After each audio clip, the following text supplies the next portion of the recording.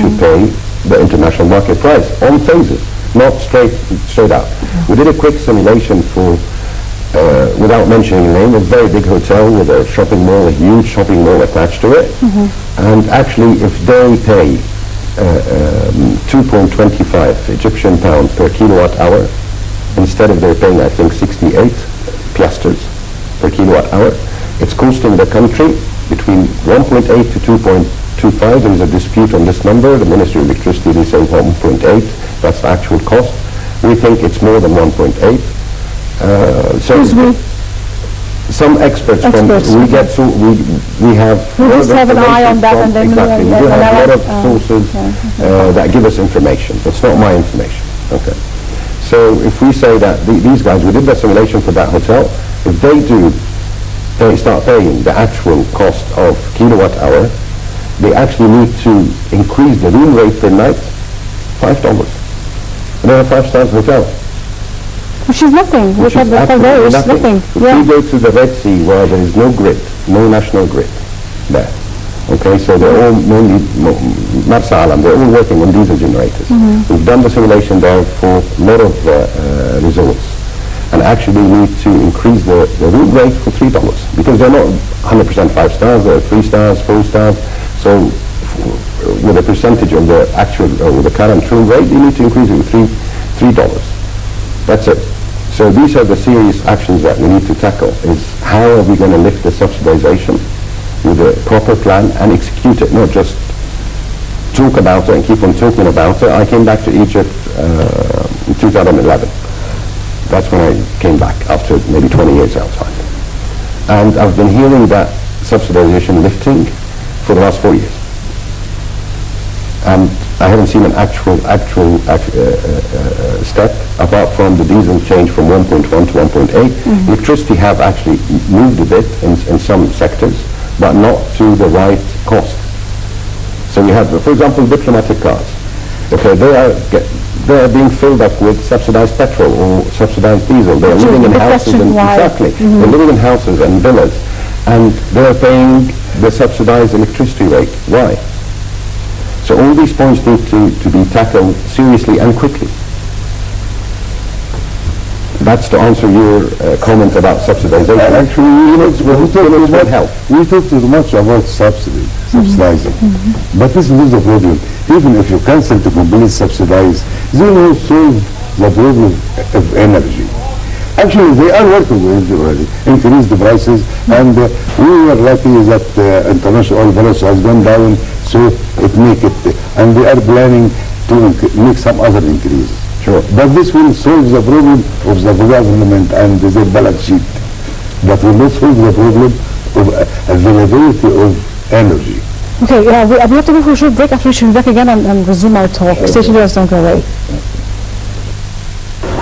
Much hope has been pinned on solar power to help alleviate at least some of the pressure on the planet's limited energy resources.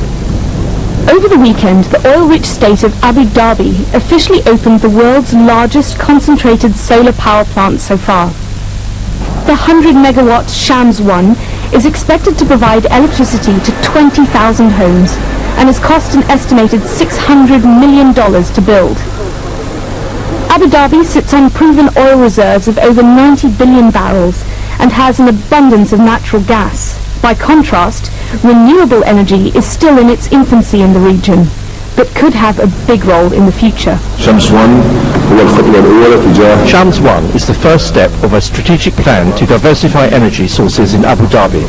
Together with clean energy and nuclear energy, it will make up 7% of Abu Dhabi's electricity from renewable energy sources.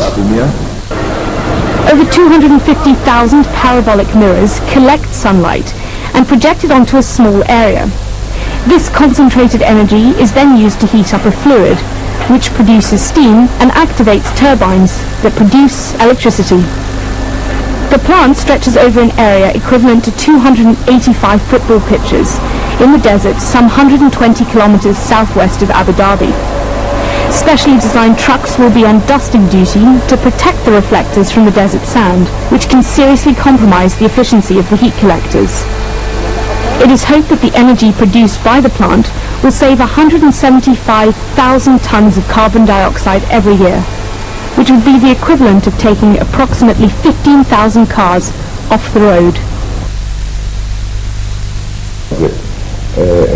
And we're back again to the show and resuming our talk again. We've just been discussing so you were saying about the subsidy. I think that the subsidy problem is it's okay, I agree with you, but it will not solve the problem of energy. It may save some money for the government, although it is being minimized up till now. But we have another problem. Our consumption is very high.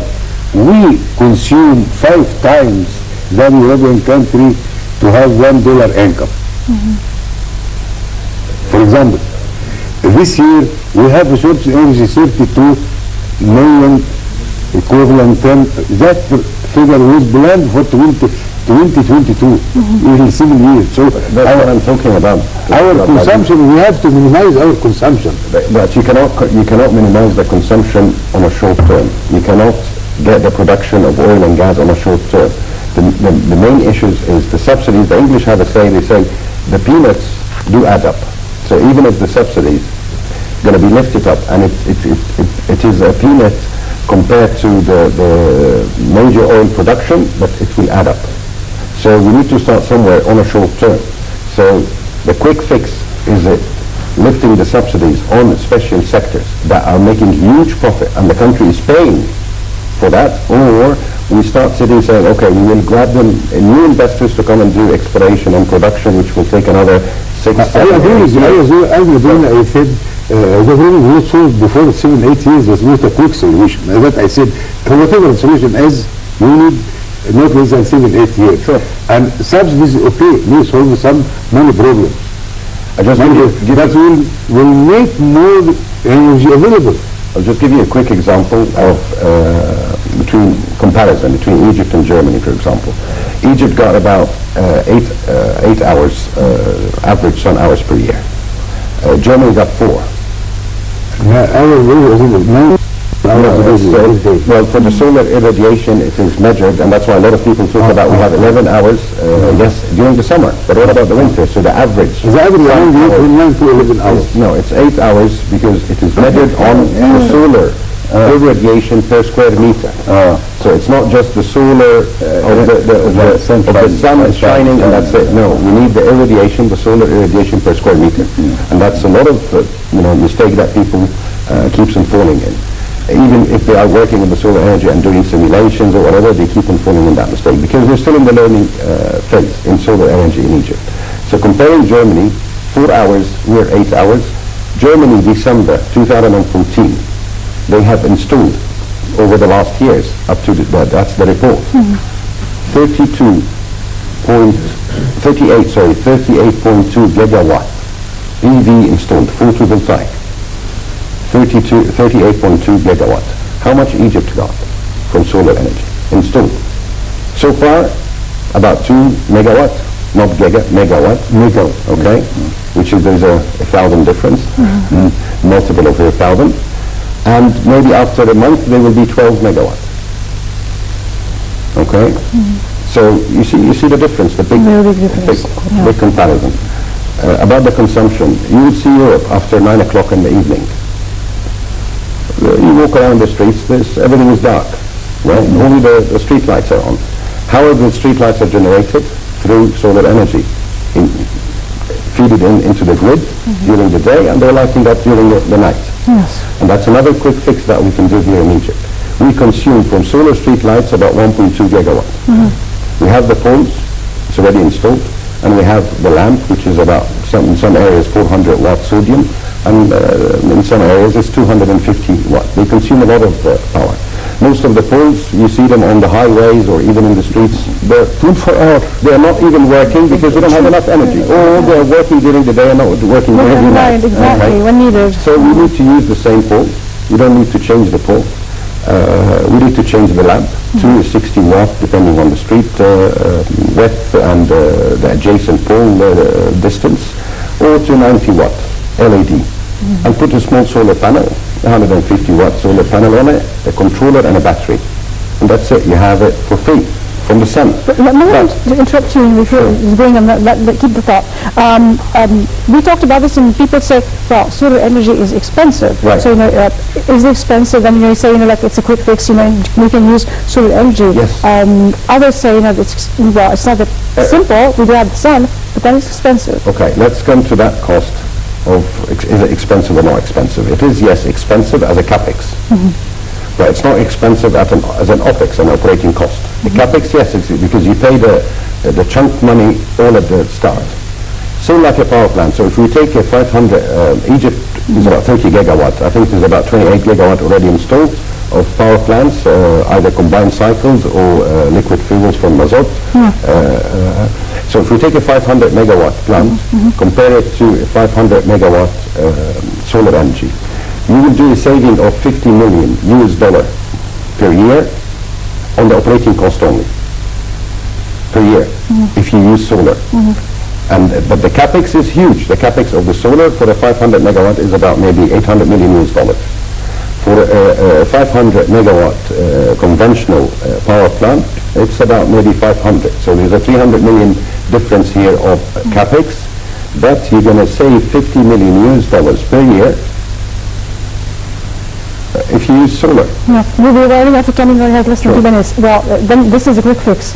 That's a quick, solar street lights is the major quick fix. Yes. The feed-in tariff, we have the feed-in tariff. You don't need to do the capex as a government. You can offer it to any, you don't need the power purchase agreement, which we heard maybe 6-7 months ago that it's going to come out, and it hasn't come out yet.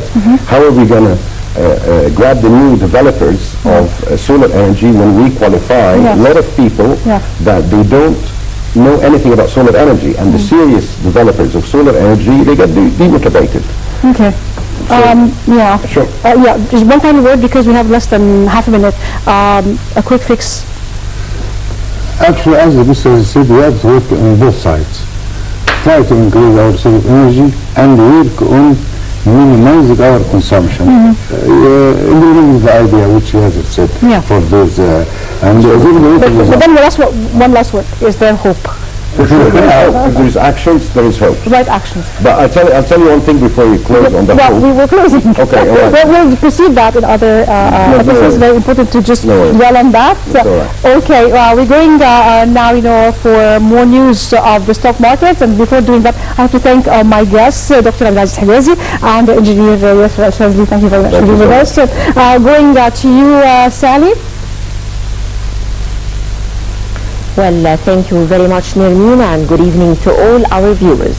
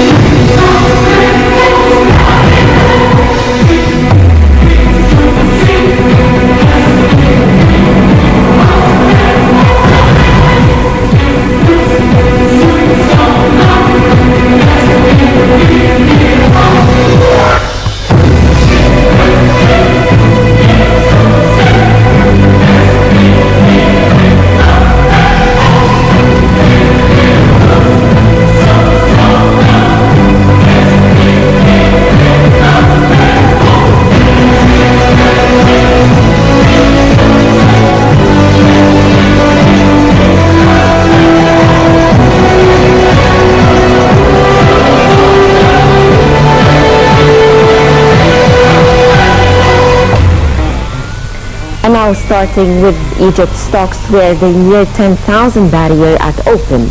Indices of the Egyptian exchange, the EGX, opened on Tuesday's session collectively higher as the benchmark index EGX 30 rose 1% or 97 near the 10,000 barrier at 9,931.5 points. And analysts said that the EGX 30 will have resistance at 9,900, then 10,012.